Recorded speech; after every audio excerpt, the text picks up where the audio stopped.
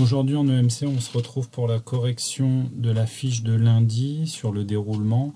Je vais commencer par la fin, par les légendes. Alors, première légende, il signe le registre pour prouver qu'il a bien voté. Donc, c'est cette étape qui est ici.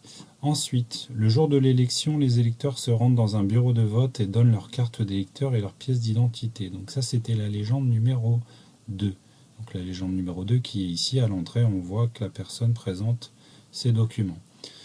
Légende numéro 3, les candidats annoncent leur candidature et font connaître leur programme. Donc ça, c'était au moment où on dépose, où on colle les affiches officiellement. Ensuite, ils glissent l'enveloppe dans l'urne. Bon, ça c'était l'une des plus faciles.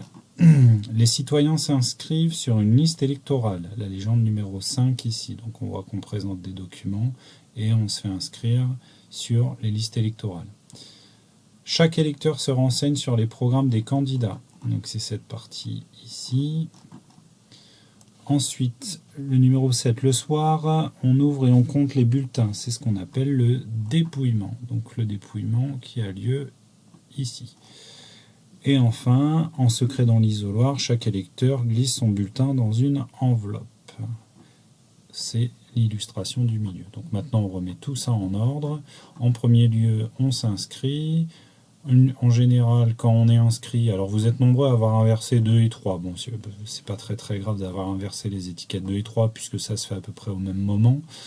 Vient après le moment où on présente sa carte d'électeur pour le vote. Ensuite, on peut aller voter dans l'isoloir. C'est le moment de mettre son bulletin, son enveloppe dans l'urne. On signe le registre et le soir même, c'est le dépouillement. Maintenant, place à la leçon. Alors, pour cette dernière page de document, je vous invite à essayer de compléter les trous de la leçon. Donc, ça reprend tout ce qu'on a fait depuis le début. Voilà, on a vu pas mal de choses quand même depuis le début de notre étude. Bien que là, cette séance-là, on les fait à distance. Vous avez aussi un lexique en bas pour vous aider. Sans oublier donc la correction que vous venez de voir qui va vous guider justement pour compléter cette leçon.